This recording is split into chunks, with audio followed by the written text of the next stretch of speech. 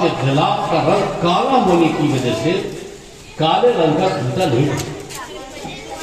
ایک بزرگ ہندوستان کے گزرے، اتر پردیش کے، اللہ کے بڑے ولی گزرے، مدینہ منورہ گئے تو پورے مدینہ منورہ کے قیام رہنے کے درمیان کبھی بھی چپل استعمال نہیں کیا۔ کیوں نہیں کیا؟ اس لیے نہیں کیا، اللہ کے اس زمانے میں ایسا مدینہ نہیں تھا، بڑی غربتی تھی وہاں۔ یہ تو 25-30 سال 40-50 سال میں جب تیل کا کنواں آیا ہے تب جا کر کے عربوں کی حالت اچھی ہوئی ہے، ورنہ تو آپ ہی لوگ کے پیسے سے عرب کا سارا نظام چلتا ہے، حاجیوں کے پیسے سے چلتا ہے۔ وہاں کے لوگ راستے میں کھڑے ہو کر حاجیوں کو پانی پلایا کرتے ہیں، خدمت کیا کرتے ہیں۔ اب ان کی دولت بڑی ہے، ادھر 50-60 سال کی بات ہے، ورنہ تو اس سے پہلے وہاں غریب غربتی تھی، کمزوری ہے، تو سڑکیں بھی اچھی نہیں تھی، اب پتھر نوکیلے تھے۔ اس نوکیلے پتھر پر حضرت مولانا قاسم نانوتوی رحمۃ اللہ علیہ بغیر چپل کے چل رہے ہیں اور پاؤں زخمی ہو گیا۔ پوچھا حضرت چپل کیوں نہیں پہنتے؟ کہا مجھے یہ خیال آ رہا ہے کہ کہیں محمد صلی اللہ علیہ وسلم نے اپنی زندگی میں یہیں پر پاؤں رکھا ہو، اب اس کے اوپر میرا چپل پڑ جائے، یہ مجھ کو گوارا نہیں۔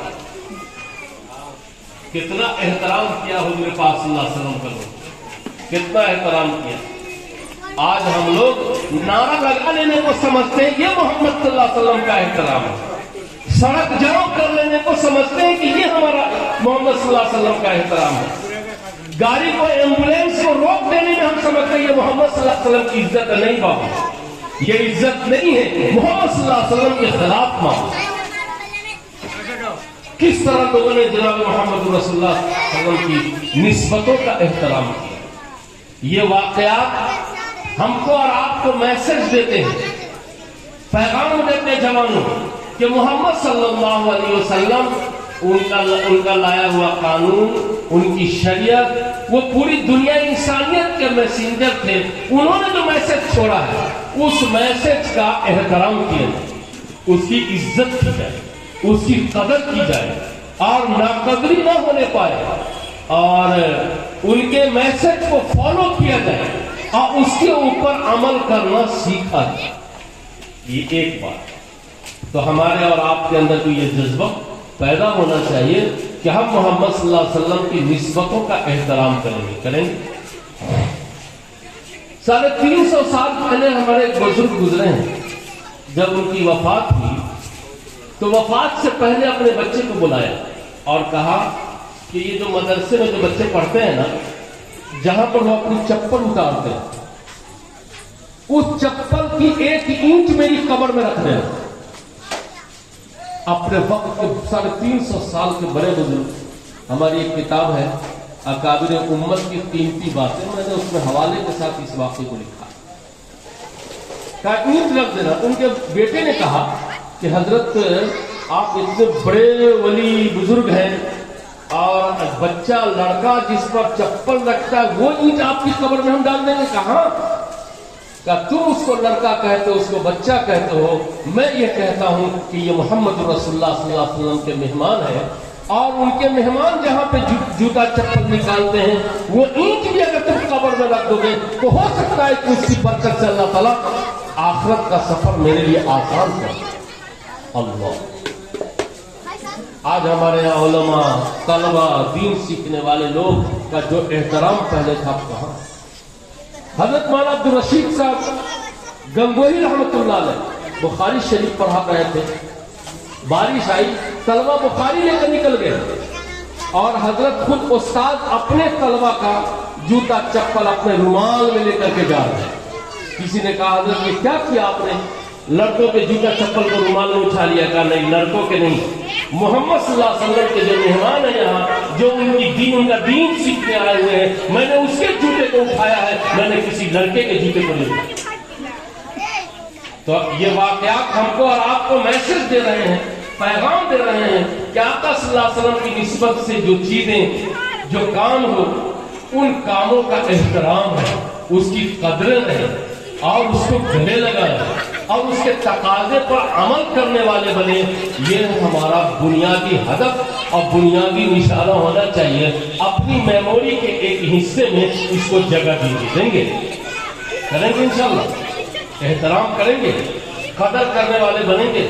جو خود قدر نہیں کرتا ہے اس کی قدر دنیا میں نہیں ہوتی ہے، یاد رکھیں۔ اگر آپ چاہتے ہیں اپنی نسلوں سے قدر، آپ چاہتے ہیں سماج سوسائٹی سے اپنی قدر، تو پہلے خود قدر کرنا سیکھ لیجئے۔ جب خود قدر کرنے والے بن جائیں گے، دنیا قدر کرنے والی بن جائے گی۔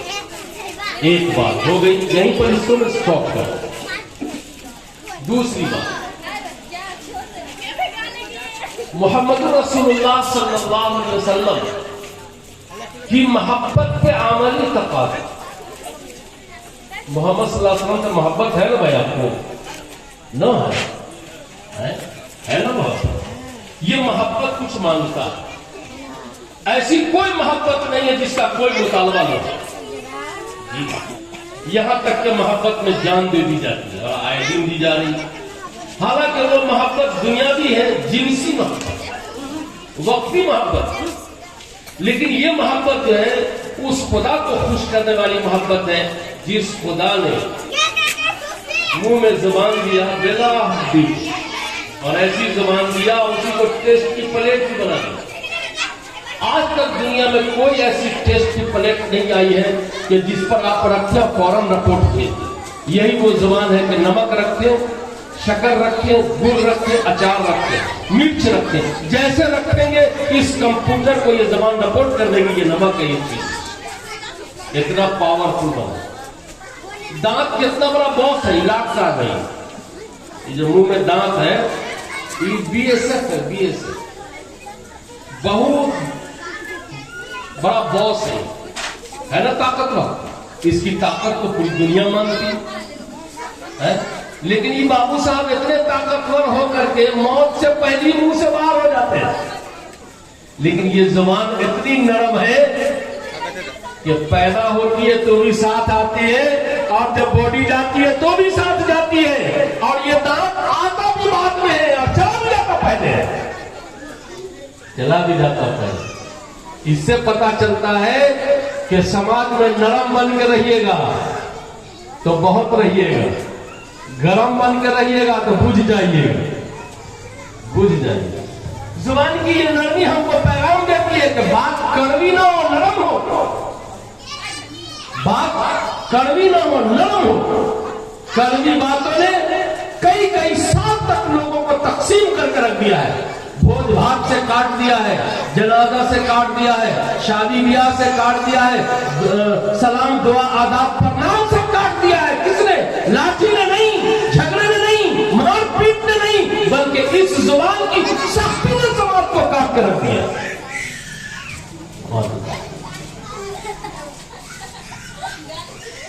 اس خدا کی خوشی کے لیے ہم کو اور آپ کو محمد صلی اللہ علیہ وسلم سے محبت ہے، اس خدا نے یہ ناک دیا ہے آکسیجن لینے اور چھوڑنے کے لیے۔ یہ ناک چھوٹی سی جگہ، آکسیجن لینا بھی ہے اور چھوڑنا بھی ہے، لیکن اس میں بھی فلٹر سسٹم لگا دیا ہے۔ یہ جو بال دیکھتے ہیں اس میں، موٹر سائیکل کا ایوریج کم ہو جاتا ہے نا تو اس میں بھی سروس ہوتی ہے، اور فور ویلر کی بھی سروس ہوتی ہے، تو اس میں بولتے ہیں اس کا کیا نام ہے، نام یاد نہیں ہے، وہ بڑا نرم ہوتا ہے، اس کو فلٹر، وہ فلٹر کرتا ہے، ایئر فلٹر کو نیا کرتے ہیں یا نہیں تو اس کو صاف کر کے پھر لگاتے ہیں، تو کہتے ہیں کہ انجن ہٹ بھی کم کرے گا اور ایوریج بھی زیادہ جائے گا۔ خدا نے ہمارے اس ناک میں جہاں سے ہم ایئر لیتے اور چھوڑتے ہیں، یہاں بھی یہ بالوں کا فلٹر، ایئر فلٹر لگایا ہے بالوں کا۔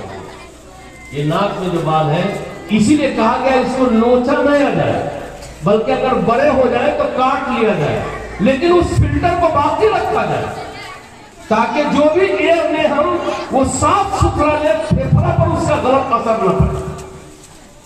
خدا نے آنکھیں بنائی ہیں اور اس آنکھ کے اوپر بھی ایٹومیٹک پردہ ڈالا، ایٹومیٹک हम लोग ऑटोमेटिक मशीन देख करके कहते बाप रे ये ऑटोमेटिक गाड़ी आई है, ये ऑटोमेटिक टॉर्च है, ये ऑटोमेटिक वॉशिंग मशीन है, उस पर बहुत ताज्जुब करते हैं। अपने ऑटोमेटिक को देखो नहीं करते कि ये ऑटोमेटिक कितना काम कर रहा है जो पूरी जिंदगी फेल नहीं करेगा जी। और ये इस आंख की संपत्ति की रक्षा के लिए, क्योंकि आंख बहुत बड़ी संपत्ति है। फिर इस आंख में खुदा ने पानी डाला, लेकिन इस पानी को मीठा नहीं किया, नमकीन किया। मीठा नहीं बनाया। अच्छा, समंदर के पानी को भी मीठा नहीं बनाया, उसको भी नमकीन बनाया। समंदर में भी खजाने छुपे हुए हैं। और इस आंख के इर्द गिर्द गर्दन से ऊपर जितनी बड़ी चीजें, वो इंसान की पूरी बॉडी का खजाना छुपा हुआ है, पूरी बॉडी का खजाना छुपा हुआ है। मीठे पानी से खजाना बर्बाद होगा, ये खारे पानी से खजाना बर्बाद नहीं होता है, इसलिए इसमें खारा पानी नहीं। कभी आंख का पानी मुंह में जाए तो पता लगेगा कि मीठा है कि खारा। और सुनो, अगर खारा पानी नहीं होता तो किसी की दुल्हन अच्छी नहीं लगती। कितना ब्यूटी पार्लर से ले आते, मीठा पानी की वजह से पूरे कमल फूल की मक्खी वही के मुंह पर दुल्हन अच्छी लगती है। खारा पानी की वजह से मक्खी आपके पास नहीं आती है, चेहरा सेफ है, चेहरा सेफ है। उस खुदा की खुशी के लिए जब मोहम्मद सल्लल्लाहु अलैहि वसल्लम से हमको और आपको मोहब्बत है, जिस खुदा ने बॉडी में जान दिया तो दुनिया ने नहीं देखा, और जिस दिन वो हमसे जान ले लेगा तो भी दुनिया नहीं देगी। अल्लाह, उस खुदा की खुशी के लिए जब मोहम्मद सल्लल्लाहु अलैहि वसल्लम से हमारी आपकी मोहब्बत है और बिला